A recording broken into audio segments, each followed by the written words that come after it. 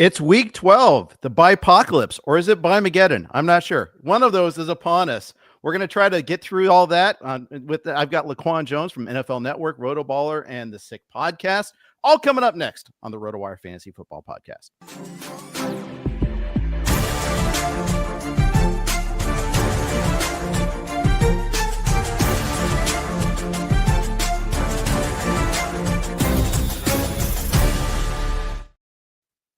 Hey, everybody. Welcome to the RotoWire Fantasy Football Podcast, brought to you by DraftKings Pick 6 and Circa Resort and Casino in Las Vegas. Jeff Erickson here with LaQuan Jones from NFL Network, RotoBaller, and the Sick Podcast. LaQuan, thank you so much for joining. And we already are bonding. We were talking soccer before here, how we both love soccer, even though you've got a legacy club in Manchester United that you root for there. But turning things around, though, who knows? Yeah. Things are pointing up, and I like to have that in my heart and soul when watching now, because it's like, okay, we're starting clean. I can be a fan, a passionate fan, and not be as stressed out. So let's go. Sure. Why not? I will say this too. You stick with your team through the downtimes. I'm a Bengals fan, after all. I should know about that.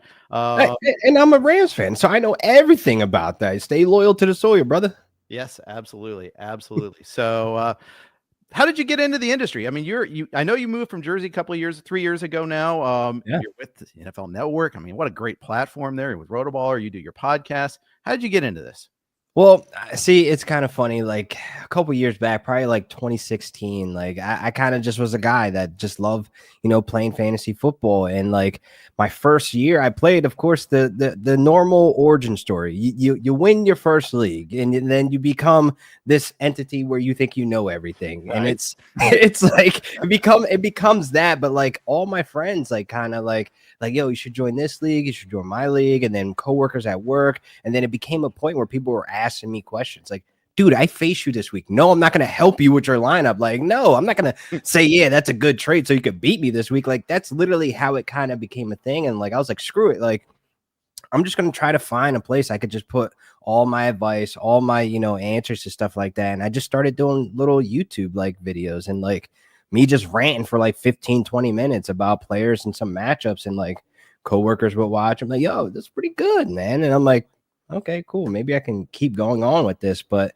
I ran into a guy, Nick Arcolano, Big Dog's Gotta Eat, man. And like, I was watching his podcast and like watching how he's with his friends, and like our friend groups are like really similar, and like how we have fun with it. We have draft parties, and like I kind of reached out to him, like wanting to take this podcast thing, serious, and wanting to create content. And like, greatest dude, like any platform I get, any chance I try to give him his flowers, I will, because like he's the reason why I even like dove into this, because like the kid don't know me for nothing. Like we're both Jersey guys, and like I'm thinking he's not gonna like respond back to me in email, because at this point his YouTube is popping, and like gives me a list of lighting, gives me the list of microphones and softwares for editing. And like, again, I didn't expect this. And like, long story short, I took everything that he told me and like just ran with it, and just became like what it is today, of like, just wanting to just talk football, talk Rams, and show my passion, have fun with this, Yeah, exactly. Do you get that whole, like in your home league still, oh, you're a big time guy, I'm not trading with you, you're trying to do the buy low, sell high on me, I'm not going to fall for that? Jeff, it's been some years that I've been in my home league with, guys that I grew up with, people we met in high school. And like, it's been a long running league. The league is called Cutthroat Season. And I don't remember the last time I've made a trade in that league. Everybody's trading back and forth. But with me, it's like, no, something. What happened? Like, oh, you're so tapped in. Like, dude, I'm just trying to play just like you, man. Like, I'm just trying to make a deal. And like, they won't. Like, it's been probably like 6 years last time I made a trade in that league.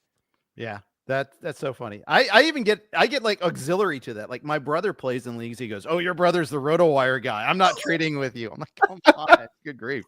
We're hurting out here. So I have like, when people ask me trade like questions, I'm like, I think this is a good trade. Let me try to mirror that and like hit it to my league, and it still doesn't work. So it's like I have no experience in the trading in that league. Although it's funny, like in my baseball home league, I'm getting my butt kicked now. The league is but it's been together like 25, 30 years. So it's I like, love those leagues, man. yeah, I love those people who make it yeah, 20, 25 years with the league. Like there's good chemistry there and a little banter and trash talk. of course, of course. So you're out in LA now. You moved out about 3 years ago. You said, how you Yeah. liking it? I ain't going back. As much as I love New Jersey, I miss it to death, but I really miss the food. But Los Angeles has been amazing to me, man. I mean, the weather, the places to go. I love what I do. I work and like the people here, man. Like I do love the energy here. Like nothing against Jersey, but like it's kind of like night and day. And like I feel refreshed and like I just feel a lot more better in the morning, you know? I don't know what it is. Do you like 10 o'clock Sunday morning football? Oh my God, you guys are blessed. Right? What? Like this is amazing. And look, I am not even mad at the international times. Like, I get to watch soccer 6:30 in the morning. Yeah. I get to watch, when we do the England games in the morning, like 6:30, I'm starting my day with football. That's amazing to me. Yeah. I don't love the England and Germany games only because I work it. It's because I'm getting up, making sure my rankings and my all the questions and all that are answered. It's never fun when it's work. Like I get to wake up in PJs and I just watch the game in bed. Like it's such an amazing feeling. It is. Let's hit it for week 12. It is just a brutal week. So many buys, so many key teams, Buffalo, Cincinnati, Atlanta, the Saints have some, interesting parts there. There's Jacksonville over in the corner. We'll ignore them, pat them on the head. They're down bad. Yeah, they are.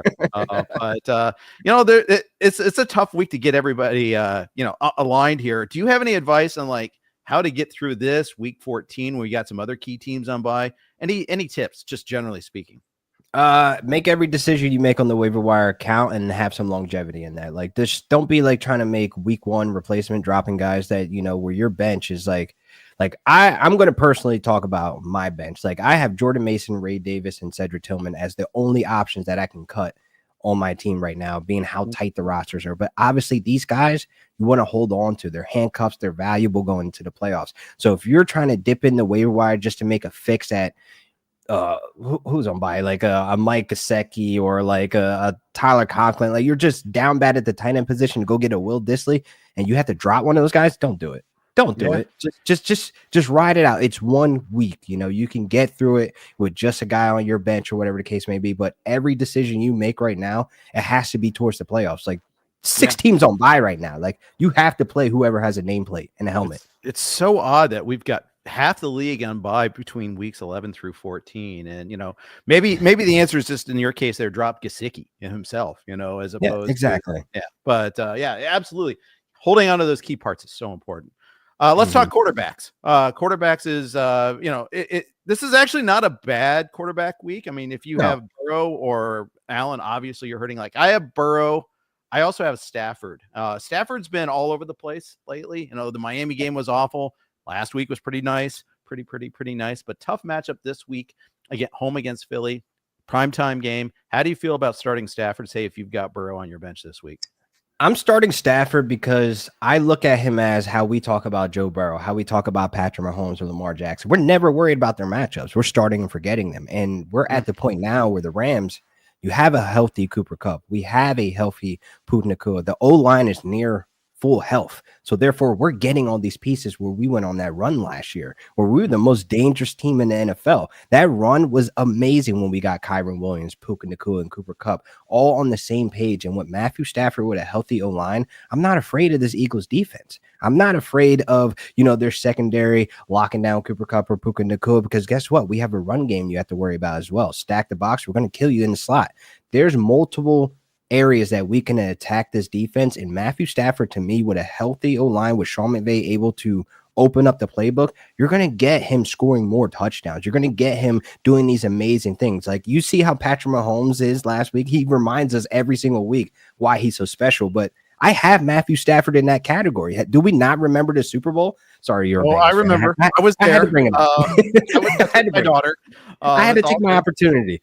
Yeah, of course.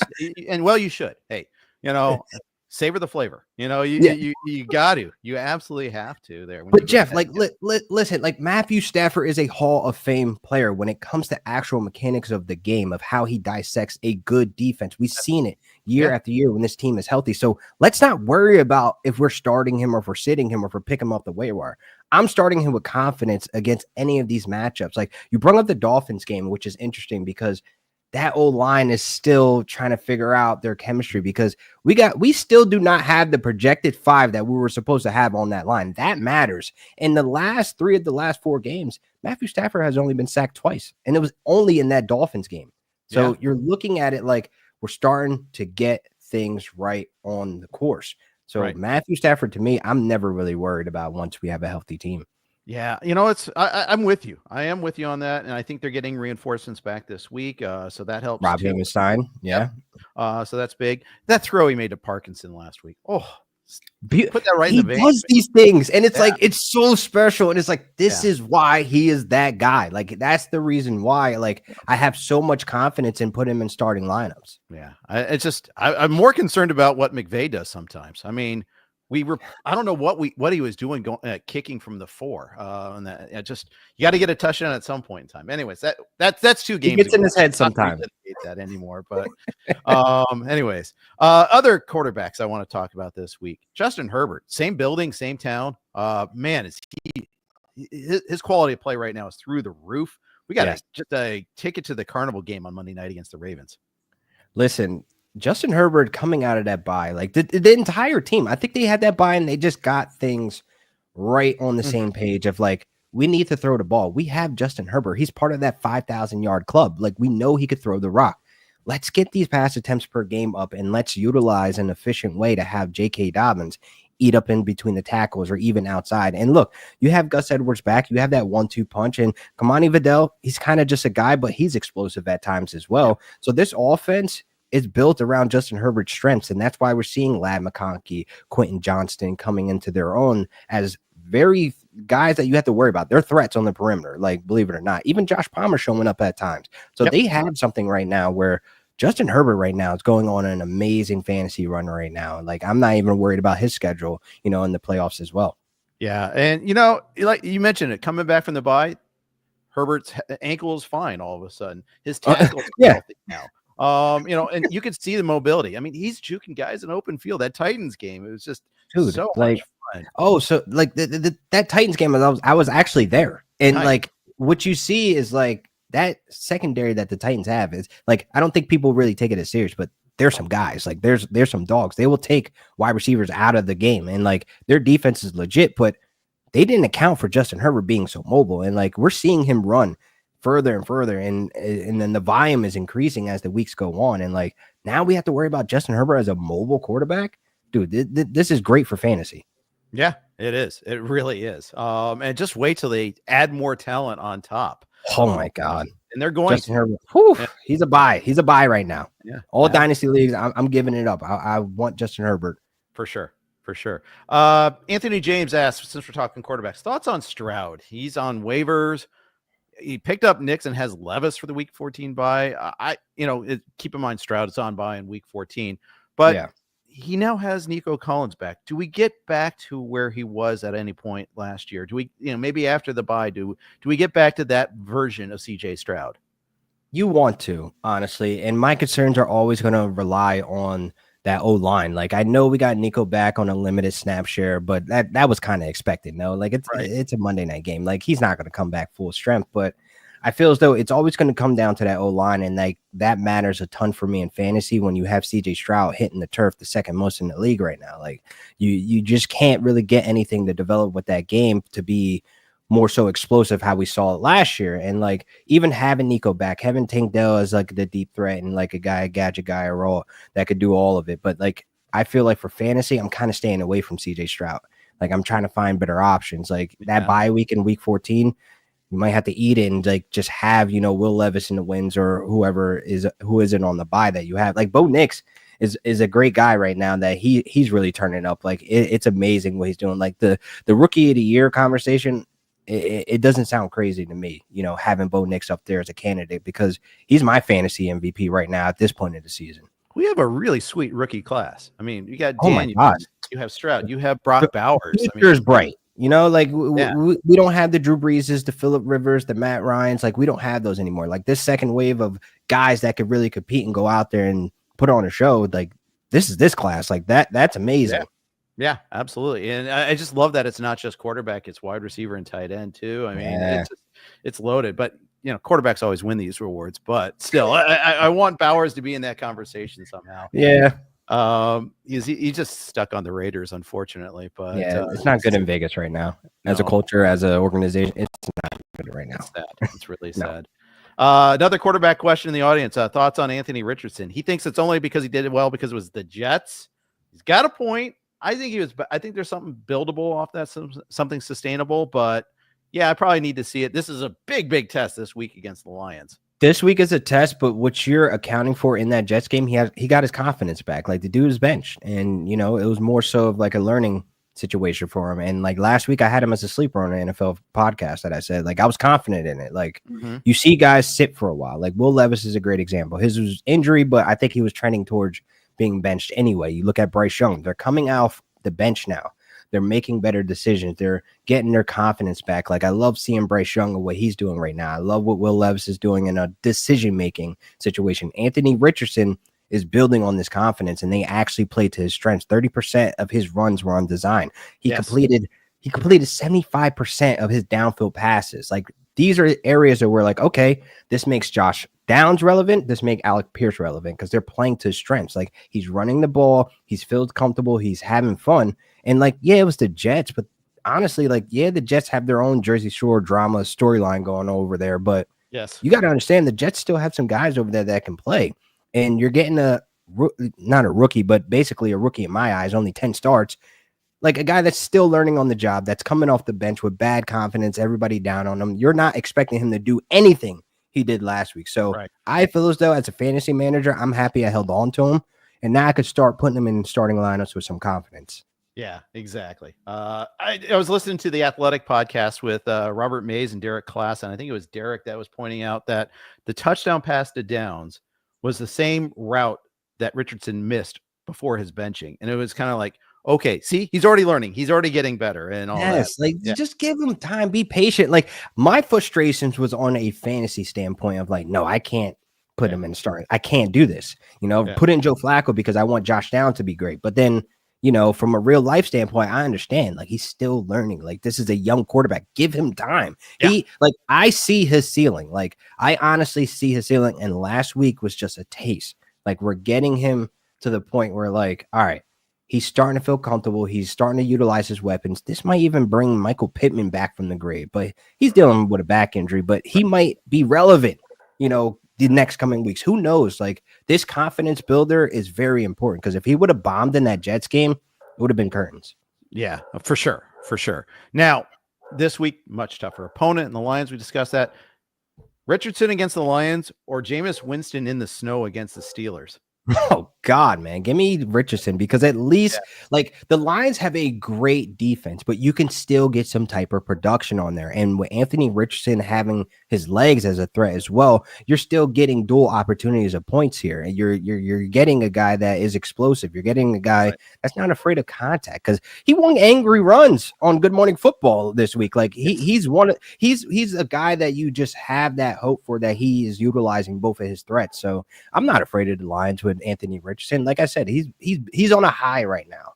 Yeah, you talked about the design runs, both both times, the 2-point conversion and the touchdown where he went left and just trucked a guy. I mean, that was the beautiful thing to see. This is what we expected early in the season, and you got to understand. I don't know why the Colts weren't playing to his strength. I don't know why they just weren't building around him because the offense that I guess they wanted him to run, they expected Joe Flacco to run and went straight to the ground. Like your offense sucks. Play to your prospects like strengths. Like I don't understand how hard it is. But again, I'm not a head coach. I'm just a guy with a mic that just talks fantasy football. Exactly right. Both in the case of Flacco and Andy Dalton, they had that little bounce against bad opponents, and we're like, yeah, they're recreating the magic here. Oh no, they're not. No, they're not. Andy Dalton against the Bears. Whew. Oh God. Oh God. Yeah. Did that happen? That really happened? That wasn't a dream? Okay, we're good here. Yeah, exactly. We are brought to you by DraftKings Pick 6. We're going to talk running backs here in a second, but quick first note from our friends at DraftKings. We're proud to be brought to you by DraftKings Pick 6. So many NFL offerings each week over at Pick 6. Been enjoying playing on the Pick 6 platform each and every week of the NFL season. Think a certain quarterback will throw for more than 300 yards. How about your favorite receiver scoring a touchdown? Check out Pick Six, the newest way to play fantasy football and win cash right now with DraftKings. Here's how it works. Just pick 2 to 6 players of the same sport and choose if they'll have more or less of a given stat. Yards, catches, touchdowns, etc. Lock in those picks and compete against opponents for a shot at huge cash prizes. Download the new DraftKings Pick 6 app now and use our code ROTOPICK. That's ROTOPICK. Again, ROTOPICK, ROTOPICK. If you're a new Pick 6 customer, play $5, get $50 in Pick 6 credits guaranteed. Just use that code ROTOPICK. Gambling problem? Call 1-800-GAMBLER. Help is available for problem gambling. Call 888-78-89-7777 or visit ccpg.org in Connecticut. Must be 18 plus. Age and eligibility restrictions vary by jurisdiction. Pick 6 not available everywhere, including New York and Ontario. Void where prohibited. See terms at pick6.draftkings.com/promos. Big thanks to colleague Nick Whalen for doing the read there, and thanks to DraftKings. I'm here with LaQuan Jones from NFL Network, RotoBaller, and the Sick Podcast. We got a game in Carolina, Kansas City, and the Panthers. Both sides, they've got running backs coming back here that are complicating things for us here. We want to be on that Kareem Hunt wall, starting against this Carolina run defense. But here comes Isiah Pacheco. He's going to practice today. I think he's going to play this week. How are they going to split those carries? Oh, man, I think it's one of those situations they're probably going to sprinkle in Pacheco, but you just hope that he doesn't bust off like a 70-yarder. And then it's like, okay, he's good. He's healthy. And then that kills the momentum of Kareem Hunt, unfortunately. But I think them as a duo, like I honestly think like, Kareem Hunt's used to being in a duo backfield. We saw him share it with Nick Chubb, and like he still was fantasy relevant that one year. But I still feel like this is a double 1-2 punch that can stay relevant to a point. Like I think the floor is kind of like 10 fantasy points, when it comes to both of them eating off of your table. But me, I'm happy with. I'm not stingy, man. You give me 10 points, I'm happy with you. Especially this week, right? Yeah, sure. Yeah, I was just about to say that. Like it's 6 teams on bye with so many notables at multiple positions. Like I don't care this week. Just get points. Like I'm not even expecting to win in all of my leagues that I'm in. Like I'm not even expected to win with the bipocalypse, I think you called it. Yeah. And then week 14's Bimageddon. These names, man. I got to keep up. I'm on the fly here, but I was doing the rankings last night as I do on the value meter that we do at RotoWire, and I get to about like 25, 28, and I don't want to start anybody else at running back this week. Cam Akers, Gus Edwards. Usually most seasons I can find some backups to get me through. But this year is such a weird bifurcated year that, all the starting running backs have stayed healthy for the most part, except for Pacheco. Not too many guys have turned over jobs. There's the Giants, Tyrone Tracy. But like, there's just not the backups. Like I don't want Jonathon Brooks coming back in all my leagues where I have Chuba Hubbard. He's been a hero for me. Now it's complicated. What do you make of Brooks versus Hubbard? Now, I think with them paying Chuba, it's like, okay, we believe in you as our RB1. And it's kind of like, if it ain't broke, why fix it? Like, I think Jonathon Brooks is more so of a next year guy, for redraft leagues. I think more so that's when we'll see him, really deployed. And if he's able to take away that job from Chuba. But for the remainder of the season, I kind of feel like they're just going to put him out there at times to kind of see where he's at. Like, I don't think it'll be a full-blown situation, kind of like a Ray Davis situation, you know what I mean? Like, you have a running back in front of you that's able to man the job. He's able to take on the touches. He's able to, be out there and not be a liability. Chuba Hubbard's stepping up on third down. He's stepping up as a guy that can pass block. He's stepping up on the goal line. Like, if it ain't broke, don't fix it. Like, I don't see why you would try to stronghold this opportunity for Chuba to have your rookie Jonathon Brooks coming off an injury. Yeah, I'm just wondering if they can try to recreate something that Detroit's got going on. The run blocking has actually been pretty good this year in Carolina. Yeah, that O-line, shout out to them. They're definitely stepping up. It's completely night and day. And like, they went out there to go get some guys. They got 2 guys on the guard, and I believe they grabbed the tackle. But I feel like more so it's like, this O-line's understanding how this offense is supposed to flow, what their responsibilities are. They're building the chemistry. Like, I'm glad you pointed that out, because like the O-line's definitely stepped up. Yeah, absolutely. So maybe they can become Detroit, but South. I don't know. Maybe. Maybe. Everybody wants that running back combination, but I don't know if we can really honestly get that type of level, but I would like a version of it.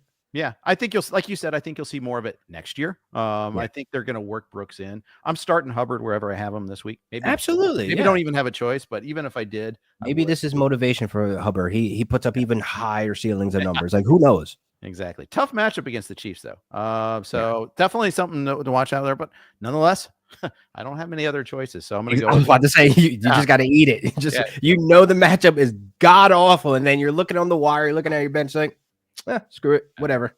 We're here. Exactly. Another guy I'm probably going to eat it with this week is Thursday night, Nick Chubb. They held him back purposefully against the Saints, only gave him 22 snaps. They said it was by design because they're playing on Thursday.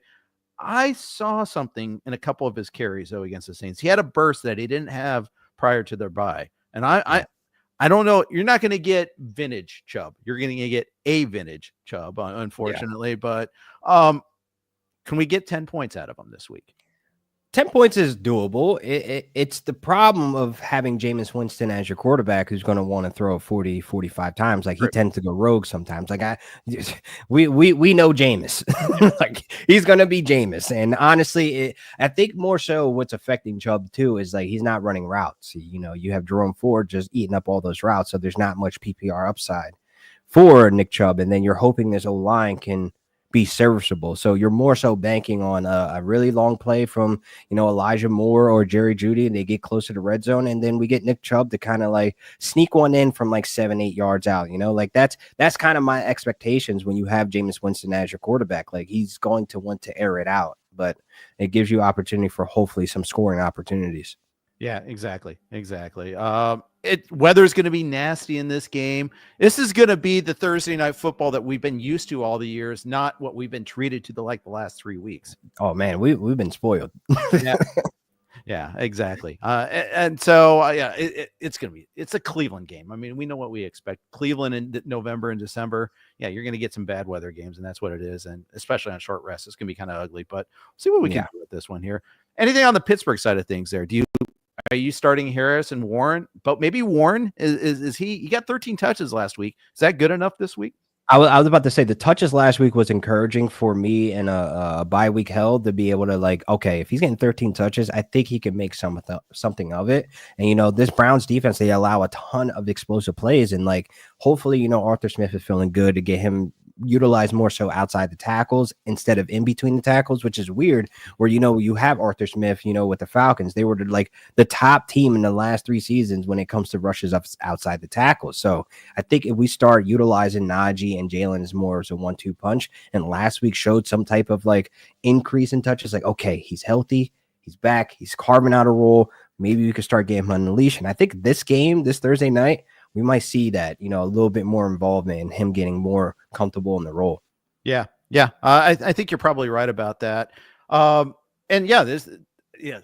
Browns, the phrase business decision was applied to Jedrick Wills, but it really was their defense. It was Juan Thornhill last week, 2 big plays where you just saw him jogging after there a little bit. The Browns, I thought they had a little bit more fight in them left, and they sure didn't against the Saints. They're a scrappy team, but no. It dies out eventually. It does. It really does. One more running back, Tyrone Tracy. He's last time we saw him, he was having a great game and then fumbled on the first touch in overtime. Yeah. Is there any hangover effect here with Tyrone Tracy, or are we starting him with confidence? No, we're starting him with confidence. Like, that does crush a rookie's like confidence, but this is clearly his job. Like, this isn't like he's a backup to Devin Singletary and he fumbled the ball on his first touch in OT. But this is more so like, hey, we got a new quarterback this week. We got Tommy Cutlets, Tommy DeVito. So we need somebody that is been performing, who's been reliable, who's been explosive, who's just been holding it down. That backfield. Like, I love Devin Singletary, the player, the person, but when it comes to what's happening right now, Tyrone Tracy is obviously the better option. Like, this has been clear for the last 6 to 7 weeks. Like, this is kind of his backfield. And like, I'm starting him with confidence because they're going to have to lean on him at times. Like, he's great in the passing game as well. So it's like you can utilize him there. And again, he's explosive. He's hard to bring down at times. Like, he's a hungry rookie that I feel as though like I'm so happy I drafted him because like you said, These back end, we're close to the fantasy playoffs. There ain't no running backs on the waiver wire right now that you can feel confident putting in your starting lineups. You're not going to the wall for Dylan Lobb? Come on. Heavens no. Where does he play? Las Vegas? Yeah, no. Oh my goodness. We're good. What a disaster run blocking team there. God. Got a super chat question. Thank you to Call Me Ismail for this one here. He has Mahomes, Herbert, Tyreek, Hopkins, London, Quentin Johnson, Connor, Chase Brown, Mason Benson, Laporta, and Disley. He needs a running back, needs a drop. Is Laporta a drop? Is Mahomes a drop? Looking at the schedule on the Cardinals, I'm trying to find the drop here for him. And I like you said, you don't want to drop Jordan Mason. That's not a good drop. And you don't want to drop Benson either. I mean, especially with Connor on your team. Connor, knock on wood, man. Like I hope he stays healthy because I got Connor in a lot of leagues, but he might prove us all wrong to like put up his first full healthy season. Yeah. Oh man, this is a tough drop situation, man. This is one of those you kind of close your eyes and you hit the button because like scared money don't make money. Without pressure, you don't get diamonds, man. So it's one of those situations. Like if you drop Laporta, it's like he's been giving you headaches all season long. Mahomes now has D-Hop. We're seeing him being a little bit more comfortable, throwing the ball out and making magic with him. So honestly, I'm dropping Laporta. I'm okay with Disley. He's running routes. He's not pass blocking. Like he's not doing what we thought he was. He's actually taken over, Hayden Hurts' role as the receiver, tight end. So Laporta, he got to go.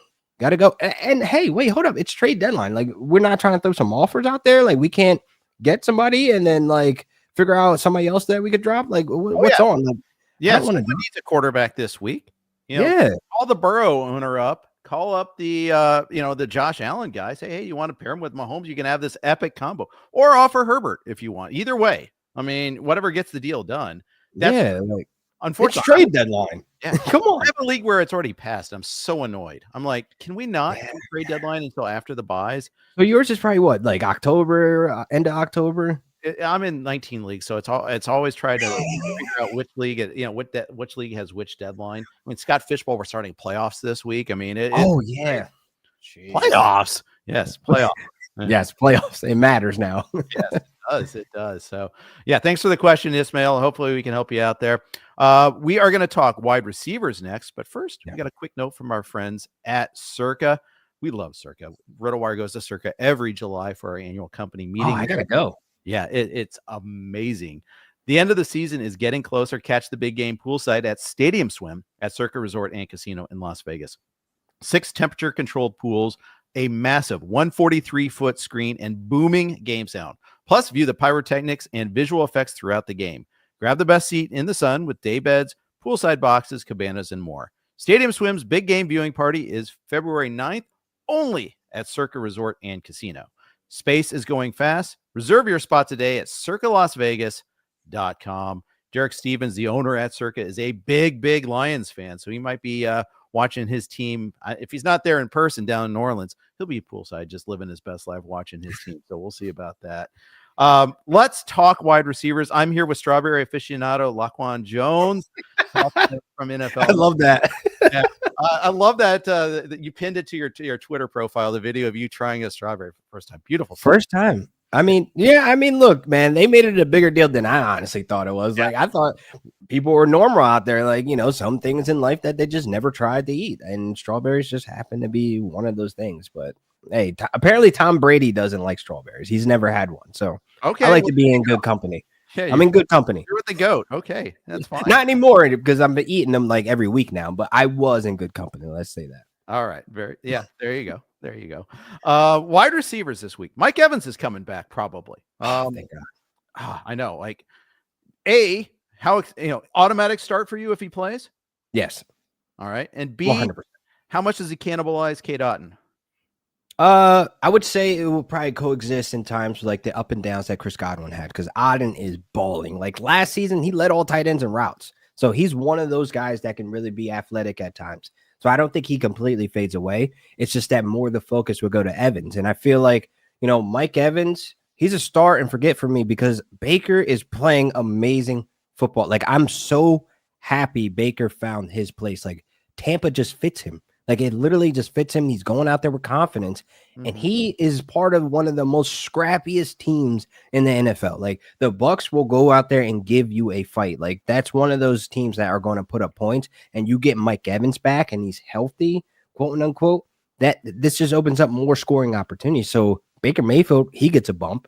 And Cade Otton, to me, you're getting a more functioning offense. He honestly gets a bump. He doesn't fade away. Like this is helping the offense be more functional. It helps the offense to create more scoring opportunities. So hell yeah, I'm starting Mike Evans, the red zone demon. Absolutely.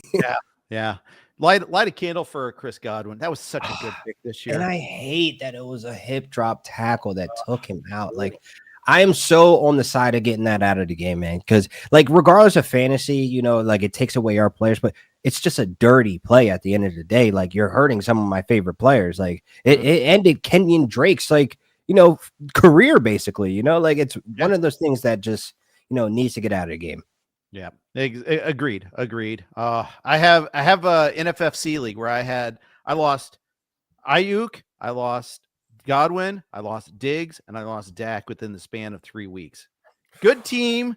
All of a sudden, we're just trying to get by, And man, you probably had a lot of wine in your body, man, because that is stressful. Yeah, absolutely. I mean, it's one thing to have injuries. It's 3 at one position in a short period of time. Three at one position is so annoying, dude. Like that just unmotivates me. Like I don't even want to open the app to see that team anymore. Like I'm not starting my lineup anymore. Right. Exactly. Same thing. And you know what? It's tough. I mean, but you keep battling and still in second in points in the league. Maybe I can find a way to squeeze in there. We'll keep fighting. But man, wide receivers in a 20 man rosters too. So it's God. Rashad Bateman was my big pickup, Yeah. Hey. All right. Let's talk about something. It is not really about me. I try to make it about me all the time, but it isn't. Let's talk about the Packers. Really tough from week to week to handicap which guy is going to be the guy in a given week. Last week it was a Christian Watson week. Reed did get his touchdown at least, but it's tough. And this week, huge game for the Packers against the Niners. How do you handicap these wide receivers for the Packers?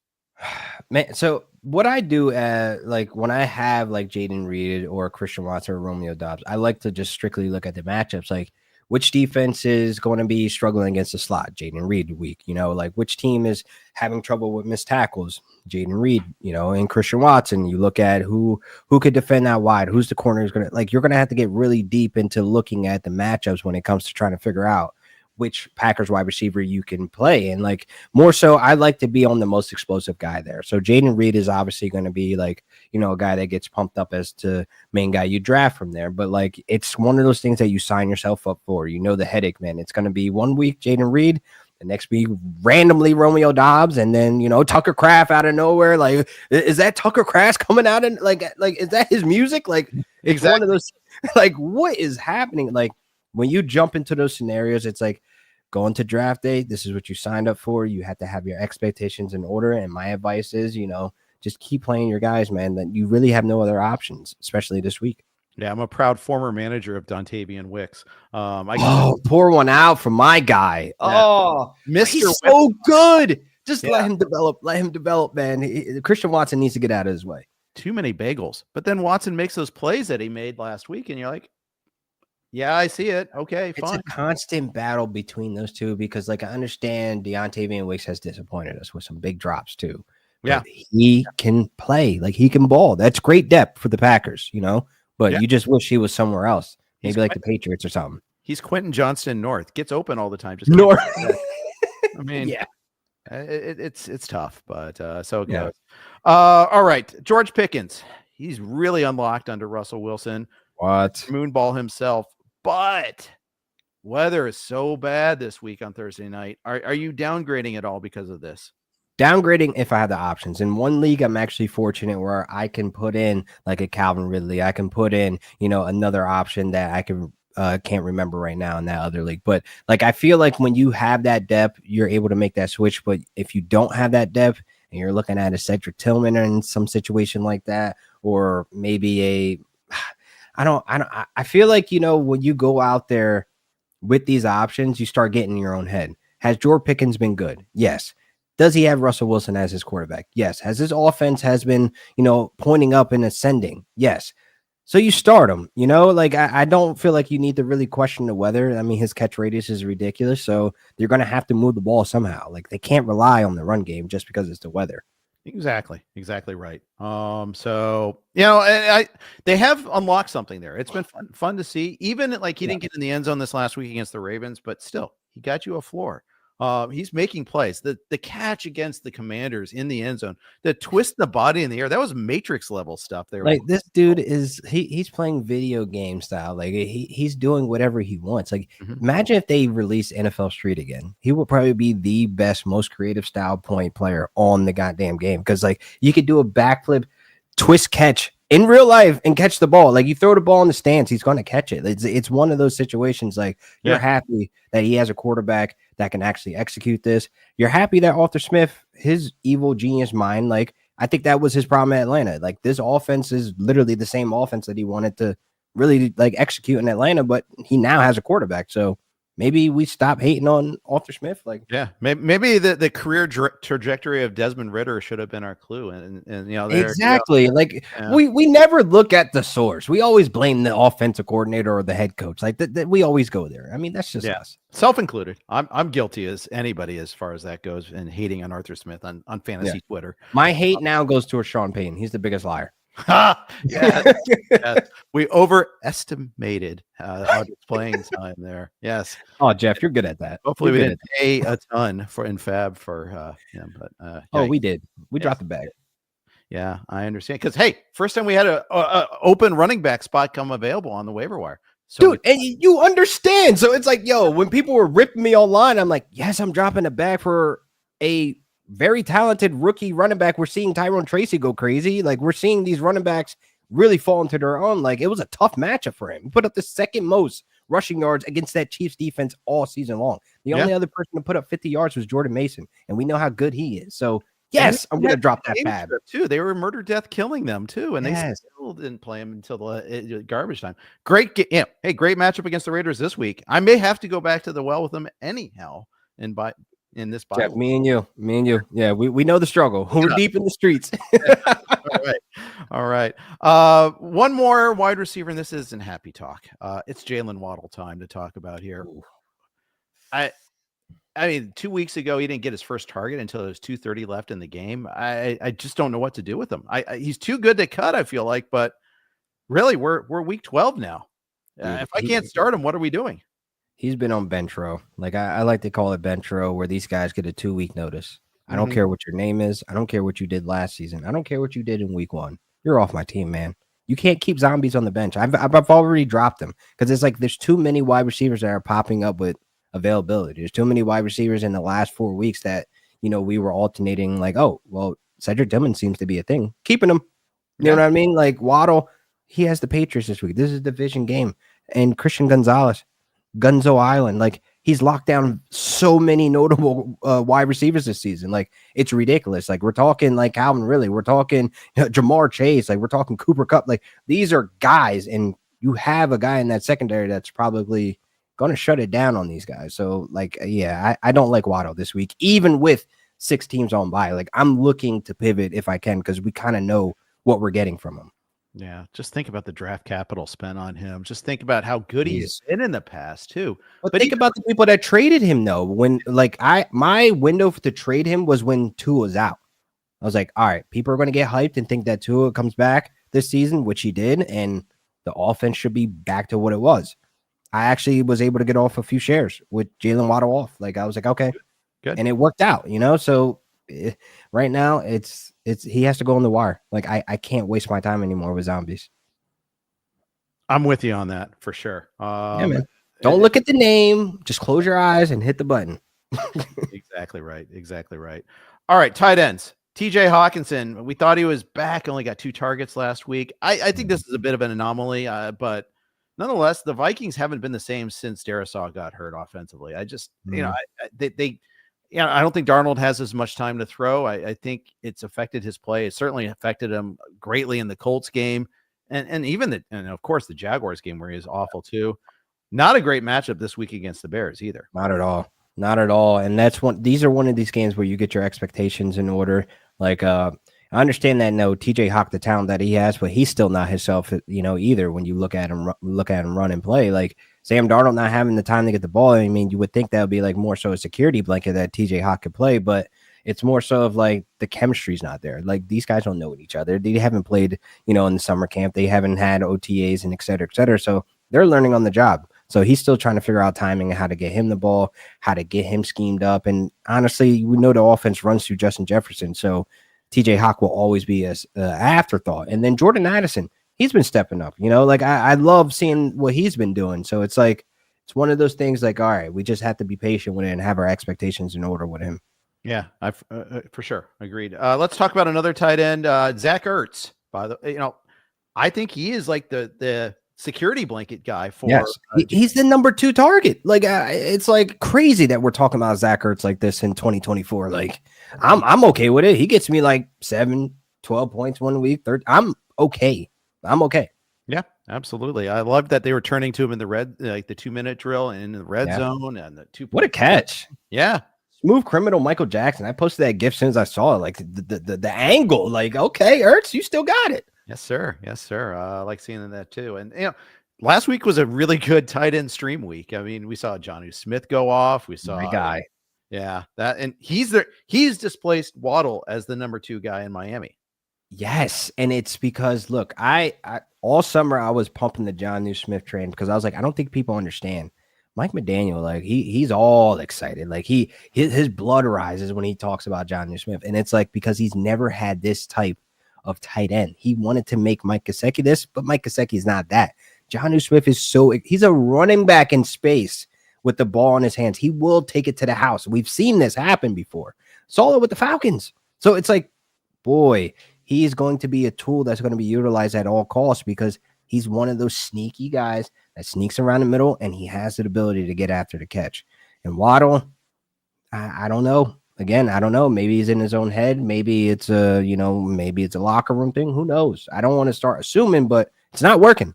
No, it isn't. It isn't. So I'm sure we'll get like the behind the scenes report. I'm surprised we haven't got cryptic tweets yet. Like where are they at? Exactly. Maybe he's got a burner somewhere there. Trying to find Jaylen Waddle's burner should be amazing. One more super chat. Ismail again. Akers, Gus Edwards, Zamir White on the waiver wires. Tried everything to trade. He's 6-5. Everybody else around 5-6. Next, play what I have, or till next week, or do you kind of go at? And I think this is tied to his drop earlier there when he was trying to ask for a drop. Yeah. I mean, Gus Edwards, maybe. Jeff, this is so nasty, man. Yeah, this is my world. I live in this world. Deep in the fantasy streets. Yeah, I have a 16-teamer where I'm starting like Tyler Algier every week until this week. Dude. That was a tough one last week. No carries, none, 0. Yeah. Way to go. Way to show up, by the way, against Denver. Fun. I mean, out of that trio, I guess Gus Edwards, they're giving him opportunities in the red zone. You're hoping he falls into the end zone. It's one of those things where it's like thoughts and prayers. Yeah, exactly. Hope for 6, not 10. Hope for 6. Hope for 6. Maybe so, especially because, hey, at 6-5, you get a win now. You're separating a little bit there. I think it's worth it to try to get those extra points. So yes, it's worth it. Keep trying to trade, though. Keep pounding those doors down. And if you get a flat, just be annoying. Yeah. Just be annoying to that person. Every day, send them a trade every hour on the hour. Yeah. Text, call. These are ways to try to, instead of just saying the blind offers, get on the phone with somebody. You're in leagues with your buddies, theoretically. This is a way to stay in touch anyhow. Who cares if they're at work? Hey, yeah. I know your kid's doing well. How about we do a trade? What can I do to get you into this, Patrick? Make my day better. Yeah. Exactly. When can we find you on NFL Network? When can we hear your podcast? Oh, man, 3 days a week, you can catch the NFL Fantasy Podcast, obviously on NFL.com, man. We're doing great things over there. You can catch the show on Apple. You can catch the show on YouTube where we do a video series as well. And, man, you can catch my stuff at RotoBaller twice a week on their YouTube channel, rotoballer.com. Great stuff out there, man. Of course, I got my own podcast now where I could just vent and go crazy and passionate about my Rams at the Sick Podcast Network. Make sure you guys check that out. Yep. Rams Recap is the name. Every week I try to get a guest on. I'm trying to get some former players, current players, whatever the case may be. Like if you're a Rams fan, come check me out. You had our friend Jorge Martin last week as well. Yeah. Jorge, he is a beautiful human being.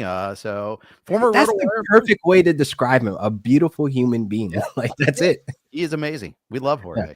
So glad. Check that all out, guys. It's really worth your time. Check it out. LaQuan, awesome spending an hour with you today. Really appreciate you coming on. It's been an hour. I thought it was like 20 minutes. Like this flew by. Like we were just talking ball. Like I love podcasts like this where I could just talk and just be relaxed. It's not like suit and tie, like at work, but whatever. Exactly. And we'll do it again next year. Oh yeah, let's do it again next week. I don't care. All right. And as well next year as well. So yeah. And maybe a Galaxy game to be named later, too. I was about to say, yes, we'll have to tap in with that. All right. It's a deal. All right. That's going to wrap it up. Thanks, everybody, for listening. We got John and Mario tomorrow. Of course, thanks to our sponsors, DraftKings Pick 6 and Circa. Good luck in Week 12. Take care.